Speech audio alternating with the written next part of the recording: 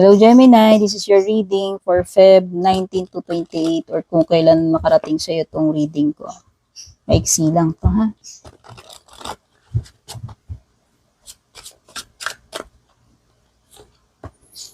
Hierophant, Taurus energy, or pwedeng may mga water, Cancer, Scorpio, Pisces.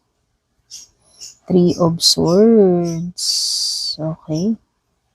Alam mo kung tao yung pinag-uusapan natin dito at gusto mong malaman kung kamusta na siya ngayon, mukhang nakamove on na tong person na to. Either ikaw yung nakamove on dito or siya when it comes to love life. So yun, siguro it's kung halimbawang ikaw yung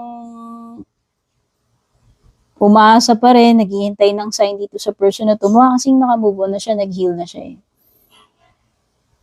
Okay, baka yun na lang din yung kailangan mo rin gawin to move forward. Okay? So maganda, nakikita ko in terms of career or ano man yung gagawin mo, Gemini, nakikita ko na may pag-asenso, may improvement. May pagle-level up para sa'yo. Nakikita ko rin na makaka-recover ka kung anumang crisis yung pinagdaanan mo. Sa relationship man yan, sa financial, sa buhay, kung nag-struggle ka man, kung nagkaroon ka man ng defeat, mga unsuccessful na ginawa, nakita ko makakabangon ka pa rin at merong mga paparating na bagong opportunities sa iyo.